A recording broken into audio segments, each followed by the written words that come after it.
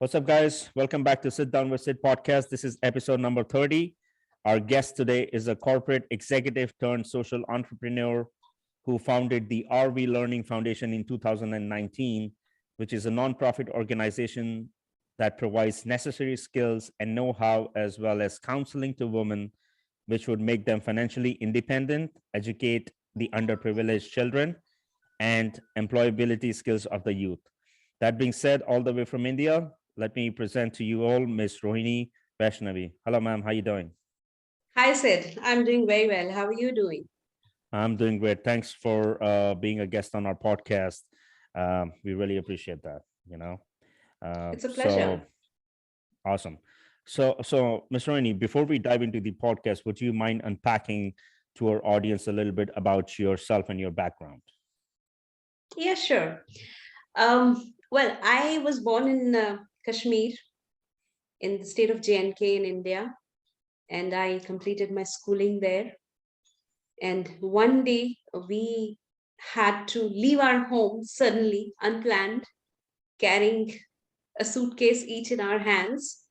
And we thought that we would be back in a month or so when the violence is somewhat muffled. But we kept on waiting month after month and then year after the year, and we never returned back. It's been 32 years. So once I left Srinagar, I pursued my graduation in the science, mathematics in Jammu. We Mhm. had a tough time initially. And to cut the long story short, I moved to Delhi, started working there in the corporate sector, and few years after having worked, I joined an international MBA program in Belgium. And I funded my education through a bank loan and a scholarship. And after coming back, I worked again in the corporate sector in sales and marketing. And I was into this field for, I would say, almost 15 years or more. And I handled international markets and traveled places. And finally, I moved into teaching. I taught in some of the universities in India. I used to teach marketing subjects. And after that, I decided to be on my own. And that's when I founded RV Learning Foundation. And you told the audience about what we do. Perfect. So, since we spoke about the RV Learning Foundation, I want to go right into it. Uh, so, let me ask you one thing: what inspired you for a move from the corporate world to being an entrepreneur and coming up with a nonprofit organization uh, that is for such a good cause? Well, my career, it involved sales and marketing and being in this field. Then there are certain life stages we go through. I became a mother, then I quit for some time, and then there was a struggle in coming back to work. So I faced a lot of challenges myself. I came across all types of people, those who hired me without being bothered about what life stage I was at and the personal challenges that it comes with. And I also came across people who tried to take advantage of the fact that I was on a sabbatical, after becoming a mother, and they tried to make me feel guilty also about it many times so that they could negotiate a lesser salary. And there were also some who thought poorly about me because I was looking for work and not choosing to stay at home. And but eventually I did come back to work. I worked for a company, and that too on my own terms, but it was very tough. So I continued to work for some time, and then there were some other work life balance issues. I gave up. Then I became a freelancer, and ultimately I thought that it's good if I be on my own. And now, why becoming a social entrepreneur, why working in the area of women entrepreneurship? As I told you, that I myself went through a lot of challenges. So I feel for this. There are millions of women who face such a situation, and there are others who, after taking a long break from work outside home, they're totally lost when they want to come back. And that's the stage when their kids are on their own, and now they are trying to discover themselves. So I had a very strong desire to support and guide such women. And then I also added the one more vertical to it, which was about the education of the underprivileged. And for this, my inspiration was my grandfather, uh, because he was, I instituted a scholarship in his name. He was a very great man. He was a social worker. He selflessly served people, and he had a major contribution towards providing education to the students who were forcefully displaced from Kashmir on account of terrorism. So I instituted this scholarship in his name, Amarnath Vaishnavi Scholarship. So that was Great. broadly my motivation behind what I Great. do. So I have a question. So from your point of view, what do you think are some of the biggest challenges women face in the corporate world? Being in a corporate world yourself for so long. Hmm. See, the challenge is that workplaces are not designed to accommodate women at various life stages. Now, what I mean by that is a young lady about to be married, or a married woman about to become a mother, or a woman who is coming back from maternity. These are the life stages I'm talking about.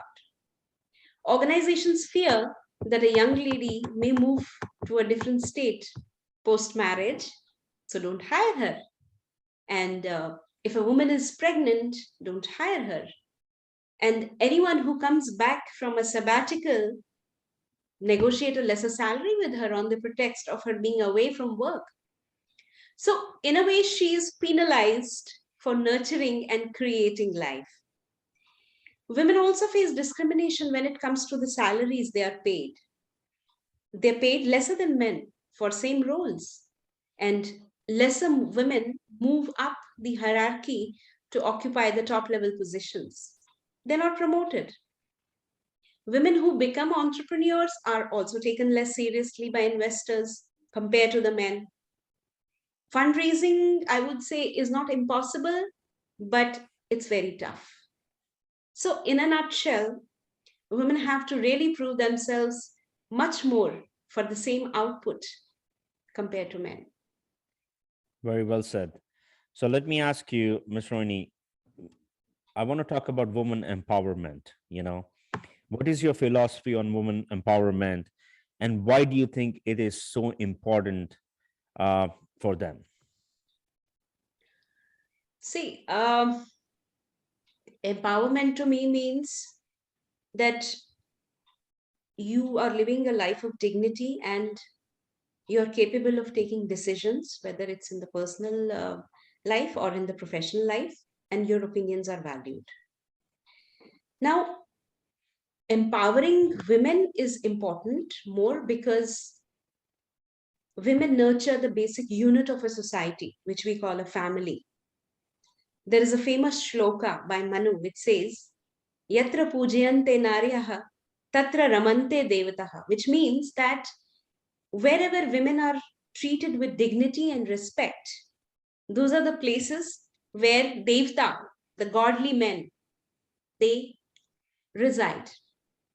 And this is quite significant because when a woman looks after the family with a happy face, looks after kids with a happy face, with a happy heart, feeling empowered, being treated with dignity, and being able to take decisions in the family, it brings positive energy into the family. And this is the happiness which becomes a source of motivation for everyone in the family, especially the children. Children learn those things more which they observe and not those which they are taught. So, for a child, mother is someone who nurtures them to become adults. Mother is basically a source of their existence which must be very much rooted, stable, comfortable, dignified.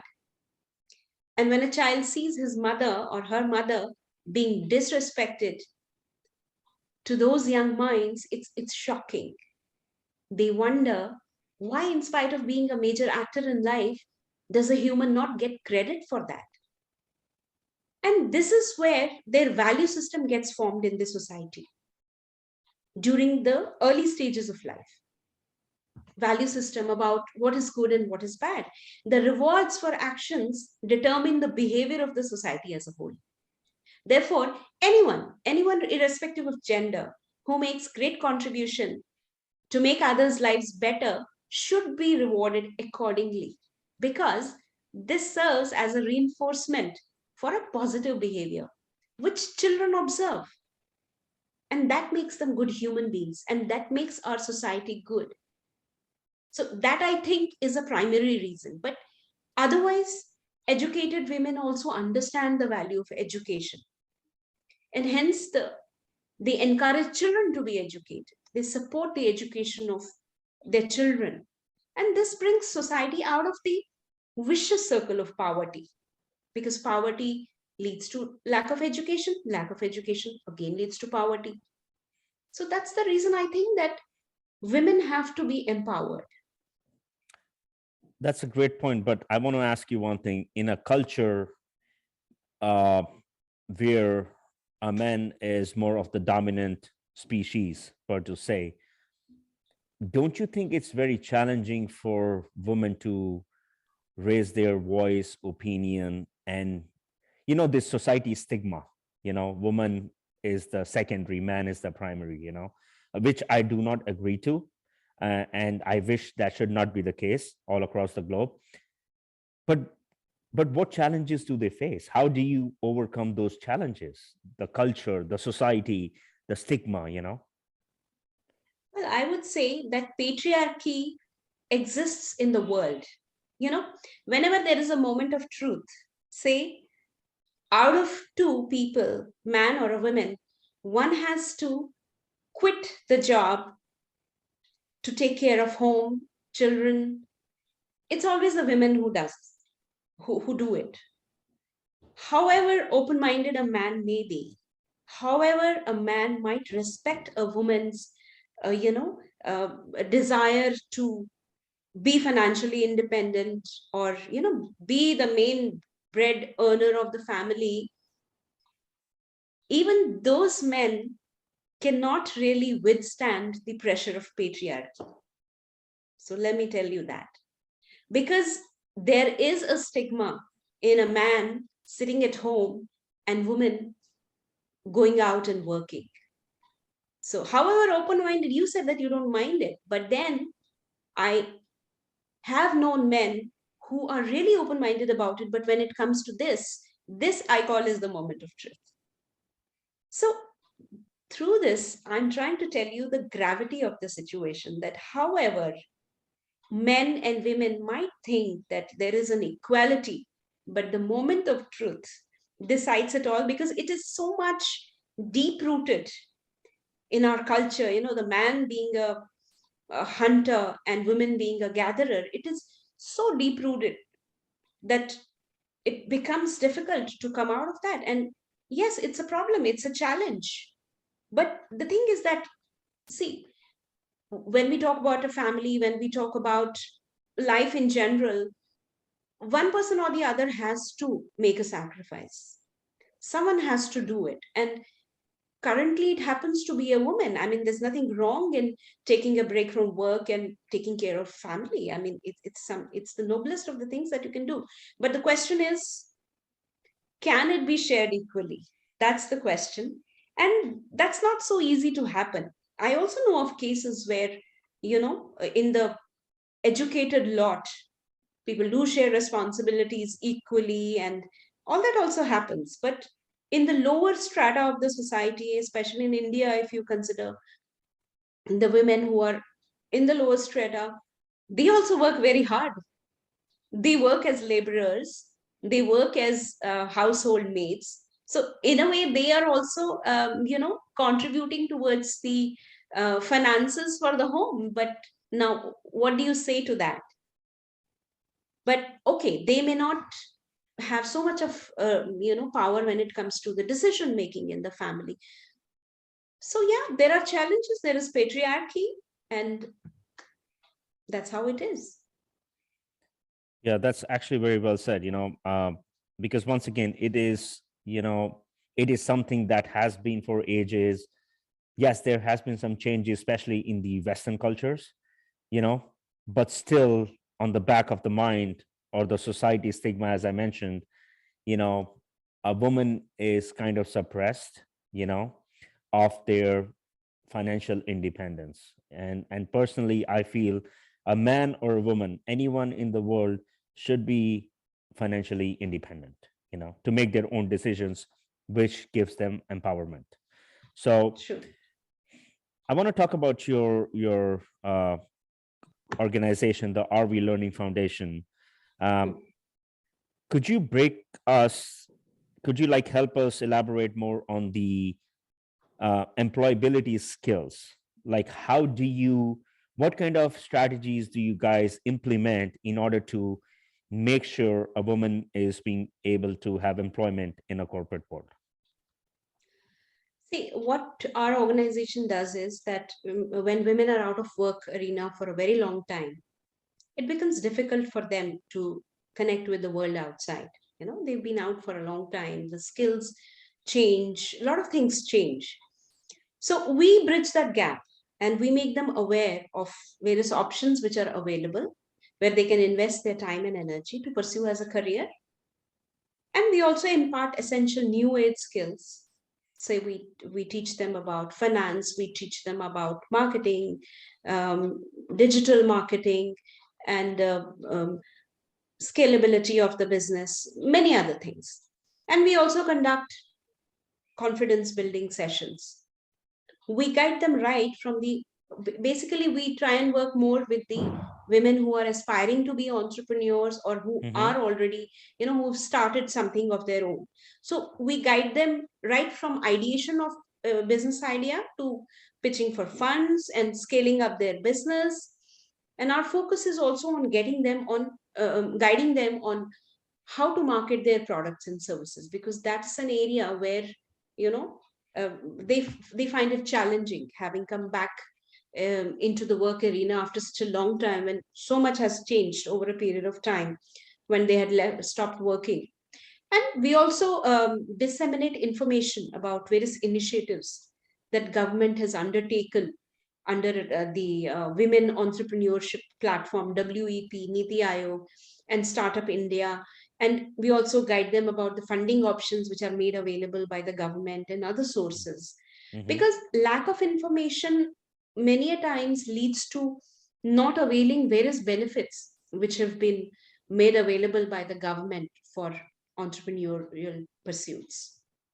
So let me ask you, how challenging is it for you guys to work with your families, especially who are reluctant? To work with families. Yeah, for example, as you said, you are trying to help these upcoming young women, have a Hmm, place in the corporate world, educating them, giving right. them all these opportunities. Do you face any challenges working with their family in the beginning who are like, you know what, we don't want this, but we can give it a try? Like, I'm sure you must come through some obstacles. Yeah, see, actually, we cater to women Mm-hmm. who are willing to come back. So these are the women who themselves want to do something. So we are working with educated lot who have given up working at some point in time in their life, but now they want to come back because there is an empty nest now. Children are all grown up. So they are mostly willing to do it. So in terms of if you're asking me convincing them to do things, no, Yes, there is that no is, challenge because we are catering to that lot who is already wanting to do something. got it. So I want to talk about women and its impact on the economical growth. I just want to share this number with you. India's female labor force participation rate is amongst the lowest in the world at 26% and has declined significantly over the last 2 decades. Now, could you tell me, like, why do you think a woman's inclusion is important from an economical point of view for a country's growth? Even, I mean, these numbers are pretty, like, mind-boggling too. Yeah. See, it's important to understand that when we talk about the financial inclusion of women, we're not really doing a favor to individual women. We are trying to make a huge contribution to the GDP of the country.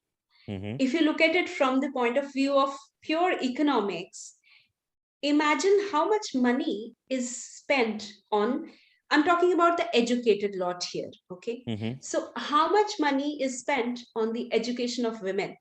Mm-hmm. And how many of these educated women contribute proportionately to the economy vis-a-vis the resources that have been spent on them? Mm-hmm. So, doesn't it make sense for the country as a whole to make workplaces more accommodative towards, Mm-hmm. as I said, the various life stages of women? Do organizations not benefit from diversity? Does the country not benefit from the growth which is brought about by the entrepreneurial pursuits of the women? Mm-hmm. See, development is all about harnessing the available resources to the fullest potential, right? So, though women make a huge contribution indirectly by looking after the household, which Mm-hmm. also supports the value creation in the society, because stable and well managed home is essential for performing the economic pursuits. But they can Exactly. additionally also add value to the economy through revenue generating activities. I mean, I was reading some figures recently, and it says that uh, if the women in India, they contribute fully towards the, there's a financial inclusion and they contribute fully towards the GDP growth of the country, our Mm-hmm. GDP by 2025 can actually grow 25%. Oh, wow. So what's the harm? Why not have women into the mainstream That's a economy? really high number, 25% Yeah, GDP growth. I mean, it increases by 25%. Oh, okay. I'm sorry. It increases by Yeah. 25%. But still, Yes. that's a Yeah, pretty high it's a number. big number. Yeah, it's a big number. I also read some stats. It was published by UN, and they say that when more women work, economies grow, and I mean, these are the stats. Once again, they have done research studies, so these are the scientific stats, and I completely understand where you're coming from, in terms of a woman's participation in the economy, being so important. uh, I want to ask you a couple of other things. You recently edited and published a book, The Chronicles of Kashmir, which is a biography of veteran Kashmiri Pandit leader Amarnath Vaishnavi. Can you tell us more about this endeavor and just a brief synopsis what this book is about? The Chronicles of Kashmir, as you rightly said, is the biography of Pandit Amarnath Vaishnavi, who he was a social worker who worked for 7 decades, starting 1945. So he worked in Kashmir from 1945 to 1990, and Mm-hmm. from 1990 to 2012, he worked in the Jammu area. Now, he worked at the grassroots in Kashmir, and Kashmir has always been, a place which was sensitive, even at the time of its integration with India. So it had its own issues, and he worked very closely with Kashmiri Pandit community. He used to go on foot in the cold winters and meet people to find out their problems. And at the same time, uh, he was also close to the top bureaucracy and Mm-hmm. people who were in the places of power. And he was a conduit between the two, which means that he would discuss the problems with the various prime ministers, Mm-hmm. presidents of the country. So he had an exposure, he had a political exposure, and he led various mass movements himself. Having worked for 7 decades, this book chronicles many events which are historic in nature, movements like Praja Parishad movement, the Kashmiri Pandit agitation of 1967, and then the mass exodus of Kashmiri Pandits in 1990 from Kashmir Valley.